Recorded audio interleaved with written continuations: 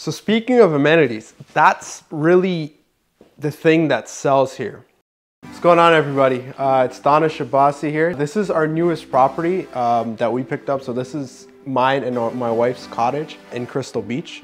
We picked it up just to do a short-term rental strategy here. We saw great potential here.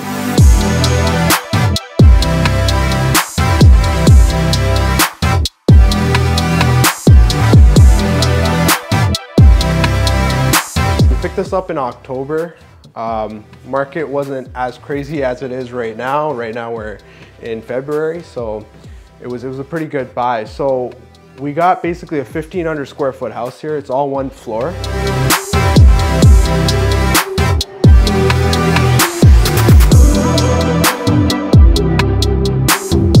It's on a big lot. It's about 70 by, I believe, 120. It's not normal for most of the houses in this city because a lot of the ones, especially a little bit closer to the beach, this one's about, I'd say, a 15-minute walk, a 2-minute drive from the beach. It's in kind of like a neighborhood where we got bigger lots.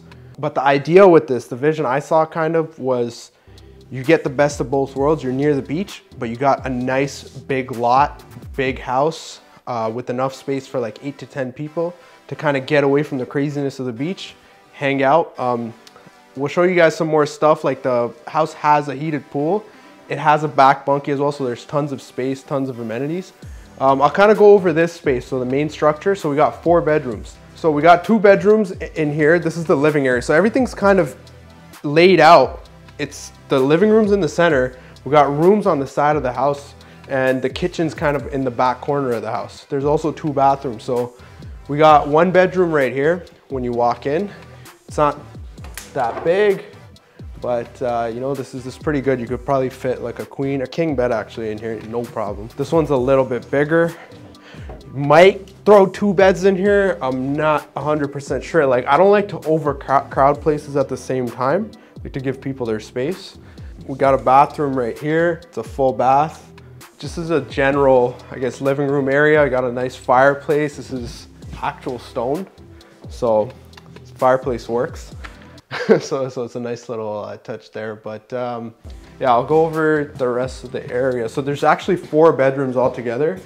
So when you actually walk into the house, that's the sunroom, but then there's a bedroom, I guess you could call it office space right here. We got the master bedroom. It's a little bit odd, but the master bedroom's right when you enter the house to the left, and it has an ensuite bathroom. We might update the kitchen and see basically what the best plan is for that. Like, we don't want to go crazy spending money because I want to focus more on the, I guess, the vacation rental side or just short-term stay side, because I want to focus on the amenities and the actual furnishings. So speaking of amenities, that's really the thing that sells here. So I always talk to my clients and I try to explain to them, like, listen, you have to create a vision. This Airbnb thing, short-term rental thing, it's a business. So you have to create something that sells, just like any other business. With this, we have a lot of potential. Like, we got a swimming pool that's heated. Right next to it, we have a 600 square foot bunkie that has plumbing, it has heating, it has electricity. So it could be a living space. We're not gonna use it for that. It would create problems for the city, but we got an even better idea. Going back to the amenities, like what I was talking about, I wanna show you guys now what that looks like so you can visualize it. So that's a pool right there, it's heated. So obviously right now it's winter, everything's kind of covered in snow. It's closed off. But basically right next to the pool is this little area right here, which is the 600 square foot bunkie. So we're gonna go in here. So as you can see, this is just a wide open space, right? It's just like a blank canvas. It was being used as like a living area by the previous owner. So for us, I just had a vision right when I came here, right? I was just like, look, this space is big. I don't want to flood this place with like 20 people. That's not what I'm trying to do. You know, I'm trying to be a good neighbor at the same time, be considerate, and give people a good experience that'll get me top dollar. That's what you got to do with this thing, right? You got to balance all those things and add value so you're getting something in return without, you know, trying to take too much. So with this space, we just wanted to use it for amenities. So now, as you can see, like, you walk in, there's 2 doors, a sliding door, there's a door there. Now, this big wall right here that you see in front of us, I see a big screen here. If it's like an overhead projector, I don't know, whichever way we decide to do it, we're gonna put a screen here. It's gonna be like a little theater. Right here, we're gonna put movie theater seats, right? Put like 8 to 10 seats. So people can basically come here and enjoy this whole space. It's nice and big, and you know, the ceilings are good size, good height, so we got tons of space here. If I get all those things and they fit the way I want them to and everything works out, I can probably be charging double what most people are charging for these sort of properties in this area. Almost close to what maybe some waterfront properties are charging. So we're gonna break down the numbers. So I'll go more into detail about exactly what we're expecting, what the plan was, and what things look like. All right, so we're gonna go into the numbers. Now, this place, we got it in October. So from my homework that I was doing, I was running around, I was doing a lot of comps, I was just checking out the area, seeing what's going for what. Everything closer to the beach obviously goes a little bit more. Those lots from my analysis go between anywhere from 50, 75K more. If it's waterfront, a lot more, but I'm talking like non-waterfront lots. Now this place, it's about a 2-minute drive and 10, 15-minute walk from the beach, right?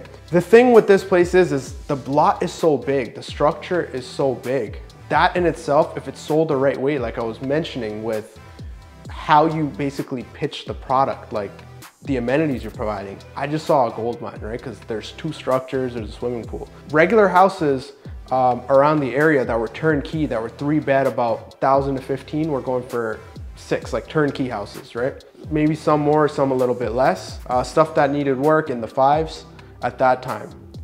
I saw this thing listed at 650. I was watching it for a couple weeks. Nothing was happening.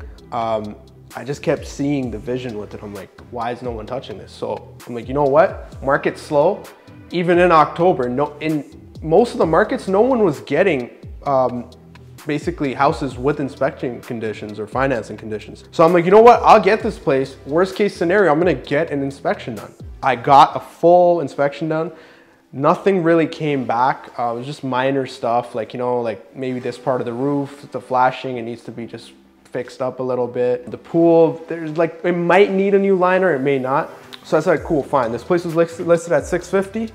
Based on my numbers, I was like, if I get this place for 6, I'm paying the same price as someone who's buying a 3-bed house with no pool, with no additional structure. So that, just to build that garage and the pool, like those 2 things combined, depending on the level of finishes you go, it's 100K or more. So I was seeing that as a 100K value that I'm actually gonna use for my short-term rental strategy, right? So it actually applies for me. It's actually important for me. The pool matters, the additional structure matters where it might not for someone else. So this is what I tell my clients. When it matters to you, be okay with paying the person what they want, because you can't take more from the person and get you want. You get what I'm saying? You can't have your cake and eat it too, right? It doesn't work like that. You gotta get the person what they need. That's negotiation, but make sure the value is so good for you that you're okay with paying them what they want. So I met them right in the middle. We ended up taking it for 626. It needs a little bit of work. I closed on the transaction. I get my commission back too. So, you know, it's not a bad deal at all. Now, let's jump into Airbnb numbers. Nightly rates, slow season. Honestly, they could be anywhere from 200 bucks and up, maybe a little bit less. It just depends on what the person wants, right? Now, busy season, I'm talking May all the way even to October, maybe even June to October, let's just say that, right? Properties of this size with decent amenities that were like turnkey, I saw them going at 400 or 500 bucks a night, some of them, right? Now the thing is, you can't just charge that for anything, right? You can't just put a 3-bed listing, maybe it's close to the beach, boom. I don't think so, I wouldn't say so. Now, I know with everything I'm offering, if I get the theater in there, I get the pool in there, honestly, I could go anywhere from 700 and up during those busy seasons, and they get booked up, believe me. I looked at all my statistics, I looked at Airbnb, I looked at AirBNB. Let's talk about the times where things aren't so busy, like the winter months, maybe like the spring, all right? The thing is this isn't really just about the beach, this place. It's like a getaway. That back bunkie, that theater there, that serves a purpose even in the winter. It's like maybe it's someone's birthday, maybe someone has an anniversary, right? They want to get away, they want like a nice big yard. they want a big space, I don't mind providing that experience for a person like that. You know, I actually really want to do stuff like that. So even those months, like just for weekends, I could charge $300-400 minimum, right? Now, high level, if I'm just talking cash flow numbers, like net, honestly, on the low end, I see this place doing 20-25K, like net after everything. On the high end, I think it could go all the way up to 50 or more, depending on how well we do fine tune everything and get that experience sold. It definitely has a ton of potential. The return is great, especially for the price we got it at, right? Now, that's all fine. Everything's good. It's from that perspective. So now I'm gonna go talk about something where everything could basically fall apart with this deal. See, this is a part that they don't talk about in real estate, right? Right when I got it under contract in October, the city of Fort Erie, or the town of Fort Erie, they basically said, hey, listen, we're revisiting our short-term rental bylaws. We've decided that we need to better understand our land use regulation. We need to understand capacity limits, how many people we want renting, how many units we want being listed for short-term rentals. So, you know, we're scrapping our old bylaw and we're gonna put everything on pause. We're not licensing any more short-term rentals. So right when I close on it, that's what happens. Now, I already told myself, you know, like I'm a risk taker. I told myself, listen, everything fails. I gotta just list this place, get my money back out. Worst case scenario, is that the best plan? No, but I saw a big lot. I saw already built-in equity into the property because of the swimming pool, the additional structure that's there with all the servicing. So I was like, you know, I'll at least get my money back. But guess what happened? Everything went crazy in Ontario, right? Even if it didn't, I would have really turned this place around and went really high-end finishes and try to flip it. Right now, I could probably list it as is, get my money plus at least another 50K back, right? If I want. I can do that probably right now as is. Now, if I put work into it and make it look really nice, I get vaulted ceilings, I put pot lighted vaulted ceilings, you know, you name it, quartz, countertops, tile the whole thing. Like, still put a movie theater in there. That is an experience for someone still, even if they want to buy and hold that. Because we have people that are doing that. I don't understand why the city would want stuff like that, but that's what happens for your information, right? These type of properties, people like me come, turn it around, and then guess what? There's some guy who's like, I want to just hold this forever. And they just hold on to the house. Now there's a shortage in the rental market. Vacation rental, short-term rental, long-term rental, you name it. So basically that's the other side of this whole, I guess you could say, property. It could go wrong, but it's not that bad, to be honest. I could take my money out and move along. I've learned a lot from this experience. And I tell my clients, usually, you know, I wouldn't tell my clients to go into a market that's unregulated or where there's high risk. This wasn't really high risk. It's just so happened that the city changed their tune. Even though I spoke to them a month prior and asked them how things were looking, they said, hey, we're good. We love short-term rentals. It's bringing us a ton of money. The economic development people in the city, I spoke with them and they basically told me, listen, like, we love what this is doing for the city. We're getting so much revenue. You know, we like this, where this is going. So to me, that sounded like, hey, these guys looks like it's working out for them. They're not gonna, you know, change their position on this, but sometimes that's what happens. There's another option that a lot of people don't consider. And actually the city, believe it or not, kind of pointed me in this direction. I did ask them about it, and basically the person I was speaking with, she's very helpful, by the way. Like sometimes you come across some really good people in the city. So she told me, she's like, listen, you know, there's a lot of people in your position. They bought these properties, they're looking to do vacation rentals, they're doing it by the book, like they're trying to, you know, follow the bylaw, but this thing's come up where now we have to revisit this thing and we're not taking any new applications right now. Why don't you do a bed and breakfast? The difference between a bed and breakfast and a vacation rental, I know it sounds like the same thing because, you know, people associate AirBNB with short-term rentals and they're like, isn't that the same thing? It's not. So bed and breakfast means there's someone actually here and you're renting out the whole space while you're here. So it's kind of like a bed and breakfast. You don't actually have to serve food or do anything like that, but it's like you're renting out the rest of your house. So that turns into a business model. So she's like, why don't you do that? So I looked into their bylaw and it says I actually, even the primary resident doesn't have to be here. I won't go too into detail, but there's a lot of options there, right? You can have a person maybe on site or however you decide to do it. You got to take care of business. You got to understand what you're working with, the city you're working with. You got to talk to them. Don't just read bylaws, talk to the people in the city. And that basically goes to my next point, which is with these cities, you can actually call them beforehand. I actually did that. I did my due diligence. I called Fort Erie before I even got a property here. Everything looked good. The mistake maybe I made, maybe if it was a mistake, I overlooked it, was I didn't continue to follow up every single month, which, I mean, you wouldn't expect that you need to do something like that, right? And then, you know, unfortunately for me, right when I got the property, they changed their tune.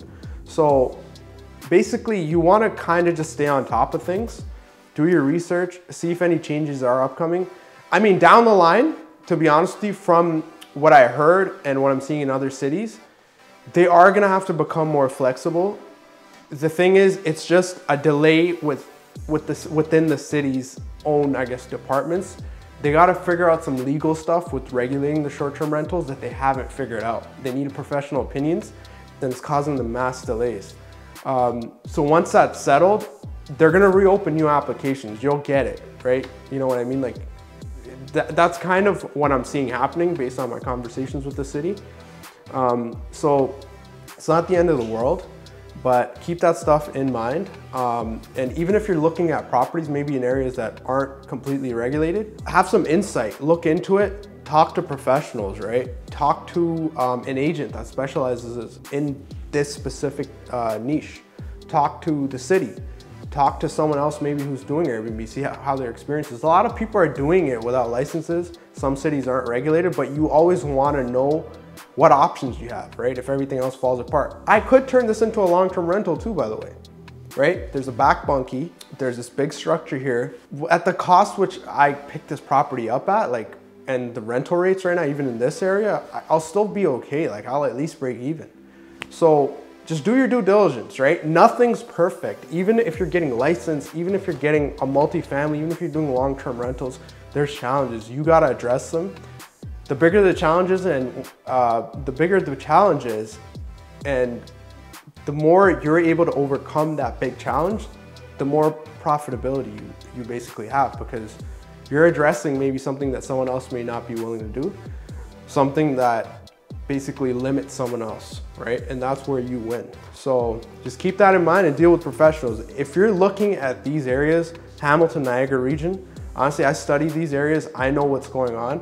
You can call me or reach out to me on Instagram. You know, we'll have the links in the description. So you can definitely reach out to me. I look at these properties all day, Niagara region, Hamilton area, even some other cities around. I'm familiar with the bylaws. I know where they're headed and I can guide you.